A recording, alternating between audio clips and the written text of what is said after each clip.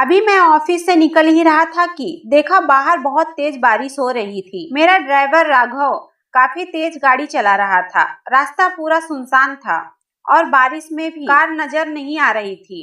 रात के 12 बज चुके थे। आज काम खत्म करते करते काफी देर हो गई थी। मैंने अपनी आंखें बंद कर ली कि अचानक राघव ने जोर से ब्रेक लगाया।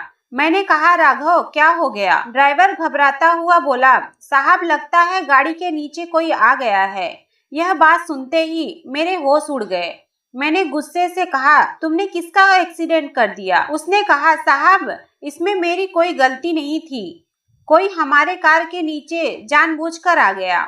यह बात सुनकर मुझे उस पर बहुत गुस्सा आ रहा था। तेज बारिश में मजबूरन मुझे गाड़ी से निकलना पड़ा।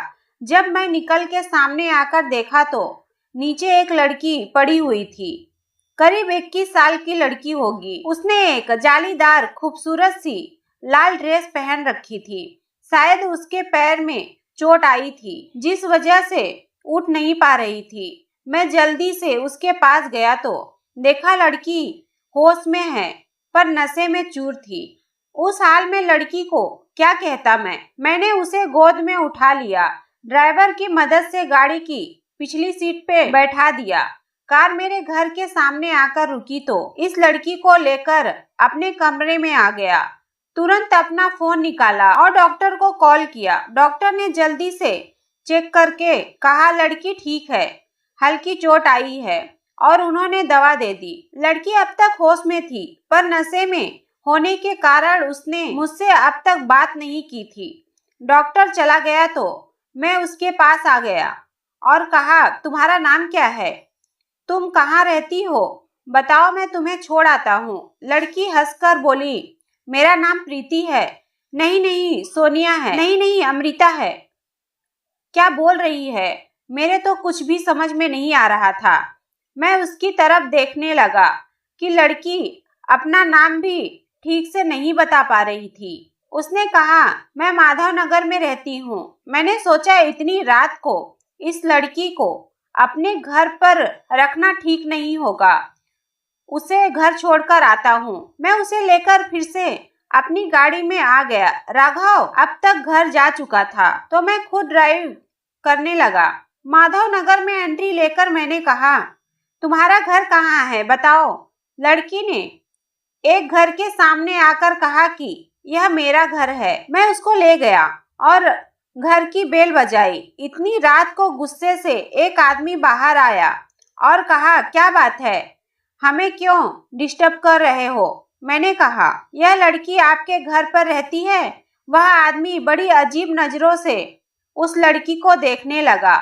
फिर कहा, मैं इसे नहीं जानता। मुझे बहुत शर्मिंदगी महसूस हुई। वह लड़की अपना पता गलत बता रही थी। इतनी रात को उसे लेकर घर घर भटकना ठीक नहीं होगा। कोई गलत आदमी मिल जाए तो इस लड़की के साथ गलत हरकत कर सकता है। क्या करूं, यही सोच रहा था कि लड़की पास आ गई। कहने लगी, बहुत भूख लगी है। चेहरे पर मासूमियत थी। मैंने गौर किया तो वह बला की खूबसूरत थी। दूधिया चेहरे पर लाल लिपस्टिक। कई औरतें मेरे करीब आने को तरसती हैं, पर यह लड़की कुछ खास है। इससे मैंने कहा, चलो कुछ खाते हैं। शहर के एक बड़े रेस्टोरेंट में आ गया। खाना खाते वक्त लड़की ने कहा, मेरा नाम सोनिया है। आज मेरा मूड खराब था इसलिए ज्यादा शराब पी ली थी और आपकी कार से टकरा गई। मैंने पूछा, तुम्हारा मूड खराब क्यों था? उसने कहा, मेरी कंपनी के मालिक की वजह से। मैंने सोचा इतनी खूबसूरत है, कहीं इसके मालिक की बुरी नजर तो इस पर नहीं पड़ गई। वह चुप और उदास थी तो मैंने बड़े प्यार से पूछा, क्या हुआ बताओ। उसने कहा, कपूर अंपायर्स में बहुत कोशिशों के बाद जॉब लगी थी पर उन्होंने मुझे बेवजह नौकरी से निकाल दिया। यह बात सुनते ही मैं चकित रह गया। मैंने कब इसे नौकरी से निकाला और क्यों? मैंने कहा, सोनिया यहीं बैठो, मैं अभी आता हूँ। रात के 10 बज रहे थे पर मैंने अपनी असिस्टेंट विवेक को फोन किया। उससे बात करके मुझे बहुत हैरानी हुई। सोनिया एक मॉडल है। हमारी एड एजेंसी से उसे सिलेक्ट किया था। मैं कपूर अंपायर्स का मालिक हूँ और उसे यहाँ से निकाला गया था। विवेक से बात करने के बाद मैं वापस सोनिया के पास आ गया। सोनिया अब भी बैठी बैठी खाना खा रही थी। मेरे आते ही उसने कहा, चलो मुझे अभी कहीं जाना है। मैं उसकी तरफ बड़ी हैरत भरी निगाहों से देखने लगा कि रात 10 बजे वह कहाँ जाना चाहती है। मैंने कहा, तुम्हें इतनी रात को कहाँ जाना है? वो मेरी तरफ देखी और कहने लगी कि मुझे कपूर एम्पायर्स के मालिक प्रकाश कपूर से मिलना है। मैंने कहा, कपूर एम्पायर्स के मालिक से मिलकर तुम क्या करना चाहती हो? उसने कहा, मैं पूछना चाहती हूँ कि किस वजह से उन्होंने मेरा कॉन्ट्रैक्ट यूं कैंसिल कर दिया। बड़ी मुश्किल के साथ मैं मॉडलिंग इंडस्ट्री में आई थी और ऑडियंस के बाद मैं सिलेक्ट हुई थी। उसके साथ कॉन्ट्रैक्ट साइन भी कर ली थी, लेकिन आज पता चला कि वो मेरे साथ काम नहीं करना चाहते, जबकि 2 दिन बाद मेरी पहली शूटिंग होने वाली थी। मेरी जगह पर उन्होंने रीना को सिलेक्ट कर लिया, जो शायद प्रकाश कपूर की गर्लफ्रेंड है। उसकी बात सुनकर मुझे अपने आप पर गुस्सा आने लगा था। मैंने ही रीना के कहने पर आज इस लड़की को निकाला था। रीना मेरी दोस्त है, बहुत करीबी एडवाइजर भी है। सबको कहती फिरती है कि मेरी गर्लफ्रेंड है। मैं उसके साथ कई रात गुजारा जरूर हूँ, पर मेरे दिल में उसके लिए ऐसी कोई फीलिंग नहीं है।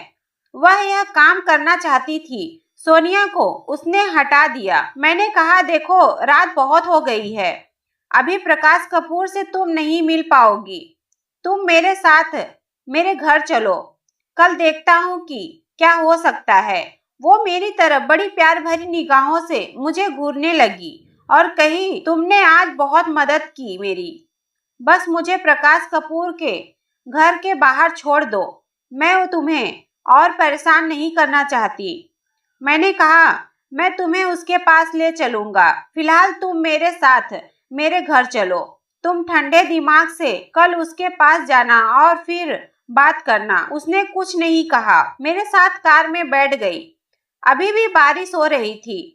लड़की इतनी खूबसूरत और अट्रैक्टिव है कि मेरी नजर उस पर टिकी थी। मैं उसे लेकर अपने घर पर आ गया था।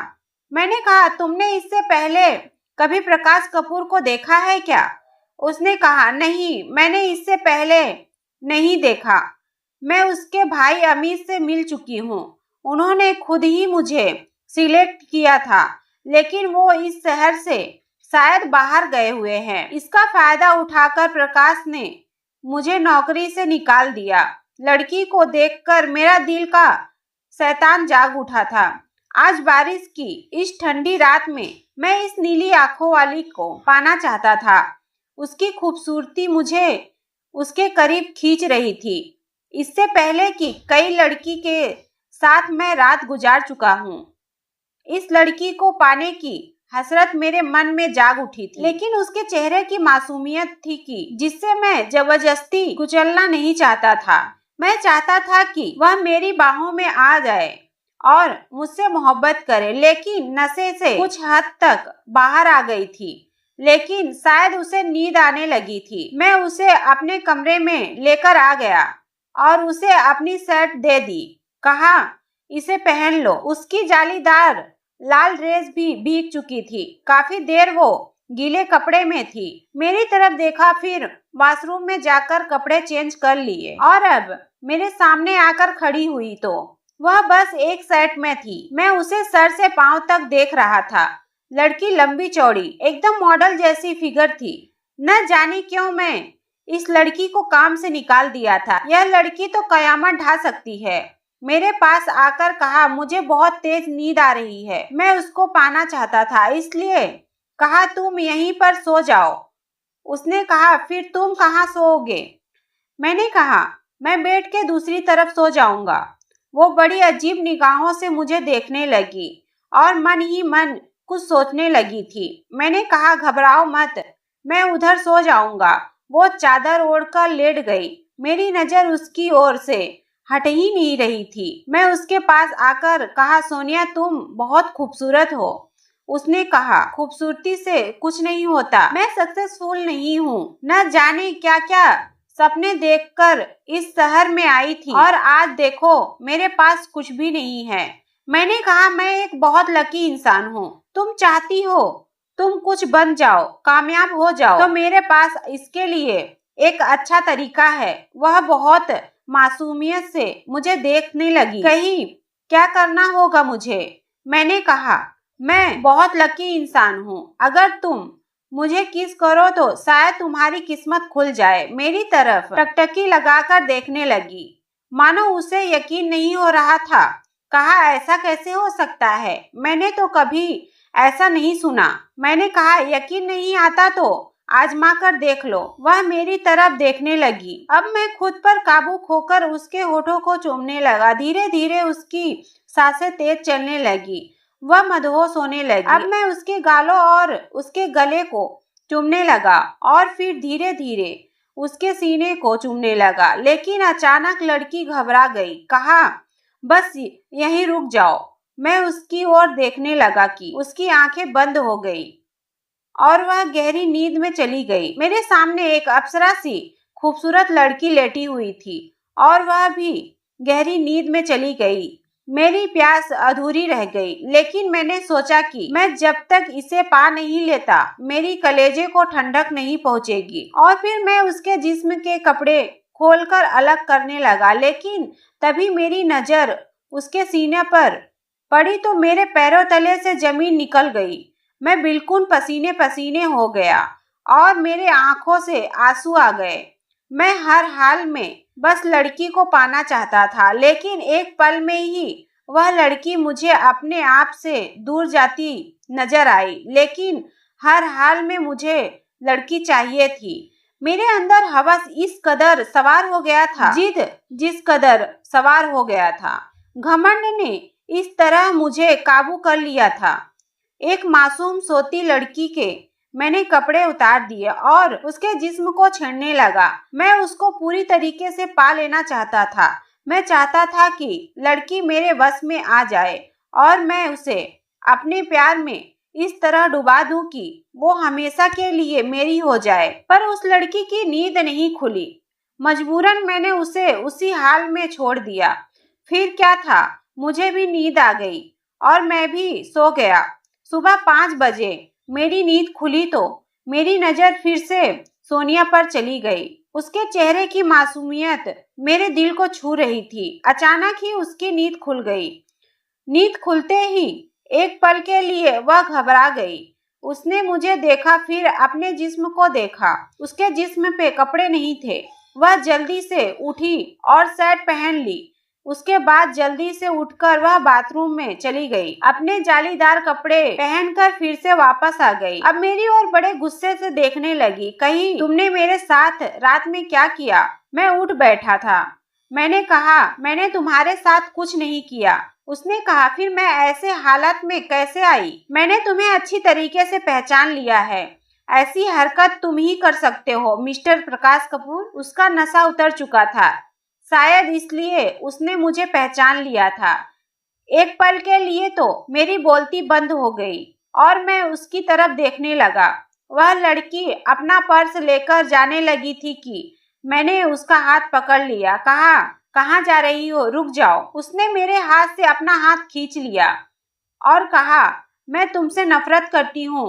मेरे दिल में कोई और है। मैंने कल रात उसके सीने में एक लॉकेट देखा था जिसमें उसकी और अमित की तस्वीर थी। मेरा भाई पिछले 1 महीने से काफी खुश नजर आ रहा था। अभी शहर से जाने से पहले मुझसे कहा भैया मैं तुम्हें एक बहुत बड़ी खुशखबरी देने जा रहा हूँ, बस एक बार मैं काम से आ जाऊं। मैंने कहा कोई लड़की का चक्कर है क्या? तो वह शर्माने लगा और कहा भैया मैं उससे आपको जरूर मिलवाऊंगा। हमारे आसपास हजारों लड़कियां मंडराती रहती हैं, पर अब तक मैं अपने लिए कोई खास नहीं चुन पाया। मेरे छोटे भाई अमित को उसकी पसंद की लड़की भी मिल गई थी। लगता है वो यहाँ सीरियस है, लेकिन कल रात को जो कुछ भी हुआ, जिस तरह से सोनिया मेरे कार के सामने आकर टकराई, कोई इत्तेफाक नहीं हो सकता। शायद किस्मत हम दोनों को मिलाना चाहती है। मेरा दिल सोनिया पर आ गया था और मैं उसे किसी भी हाल में अमित का नहीं होने दे सकता था, भले ही वह मेरा भाई है। सोनिया मेरी जिंदगी है, सोनिया सिर्फ मेरी है। मैंने कहा, सोनिया मैं तुम्हें पसंद करने लगा हूँ, तुम्हें वापस से कॉन्ट्रैक्ट मिल जाएगा, तुम्हारे करियर को मैं 4 चांद लगा दूंगा, बस तुम रुक जाओ। उसने कहा, मुझे तुम्हारी दया नहीं चाहिए, मैंने अपने बलबूते पर ही यह कॉन्ट्रैक्ट हासिल किया था और मैं तुम्हें अच्छे से जानती हूँ। जिस कदर तुम लड़कियों के साथ रिश्ते बनाते हो और उसके बाद उन्हें अपनाते भी नहीं। अब वह जाने लगी। मैंने उसका हाथ पकड़ लिया, वह अपने आप को छुड़ाने लगी थी। मैंने कहा, सोनिया मेरा यकीन करो, मैं तुमसे प्यार करने लगा हूँ। कल जो कुछ भी हुआ वह इत्तेफाक नहीं हो सकता। तुम्हारे साथ कल वक्त बिताकर मुझे एहसास हो चुका है कि मैं तुमसे प्यार करता हूँ, शादी कर लो मुझसे। वो मेरी तरफ टकटकी लगाकर देखने लगी थी, उसे जैसे मानो कुछ भी समझ में नहीं आ रहा था। मैंने कहा, प्लीज। उसने कहा, मैं मन ही मन अमित को पसंद करने लगी हूँ और शायद वह भी मुझे पसंद करता है, हालांकि मैं उसके दिल की बात नहीं जानती। मैंने कहा, अमित किसी और लड़की को पसंद करता है, तुम्हें नहीं। यह सुनकर उसे झटका लगा। मुझे कहने लगी, तुम्हें कैसे पता चला? मैंने उससे कहा कि उसने मुझे बताया है, लेकिन मैं तुम्हें बहुत पसंद करता हूँ। सोनिया चुपचाप मेरे सामने खड़ी थी। मैं अपने आप को रोक ना सका और उसके करीब गया और उसके होठों को चूमने लगा। धीरे धीरे वो भी मदहोश होने लगी। वह मेरे सीने से लिपट गई। उसने कहा, तो तुम मुझे धोखा तो नहीं दोगे ना? मैंने कहा, मैं तुम्हें शादी के बाद ही हाथ लगाऊंगा, यह मेरा वादा है। मैंने अपने असिस्टेंट को फोन किया और आज उससे शादी कर ली। मैं उससे खोना नहीं चाहता था। मेरा भाई काम से वापस आया तो मैंने उसे सोनिया से मिलवाया। अमित का चेहरा बिल्कुल उतर गया था। उसे तो मानो यकीन नहीं हो रहा था कि जिस लड़की को वह चाहता है उससे मैंने शादी कर ली है। मैंने अमित से कहा कि मैं सोनिया से मन ही मन बहुत पहले से प्यार करने लगा था, लेकिन फिर मैंने उसका इम्तिहान लिया जिसमें वह पास हो गई, इसलिए मैंने उससे शादी कर ली। अमित ने कुछ नहीं कहा। उसने सोनिया को ही अपनी भाभी के रूप में स्वीकार कर लिया था। उन दोनों को कभी यह पता ही नहीं चला कि उन दोनों के प्यार को मैंने ही अलग कर दिया था। न जाने सोनिया के अंदर ऐसी क्या खूबी थी कि मैं उसके पीछे यूं ही दीवाना हो गया था और इस दीवानेपन में उसे हासिल कर लिया था। सोनिया एक अच्छी पत्नी साबित हुई और मेरी जिंदगी में खुशियां भर दी। दोस्तों, इस कहानी के बारे में आपकी क्या राय है? हमें कमेंट करके जरूर बताना। उम्मीद करती हूँ आपको ये कहानी पसंद आई होगी। कहानी पसंद आई हो तो वीडियो को लाइक शेयर जरूर करना और हाँ, नोटिफिकेशन बेल को जरूर दबाना ताकि अगली अपडेट आपको सबसे पहले मिल सके। धन्यवाद।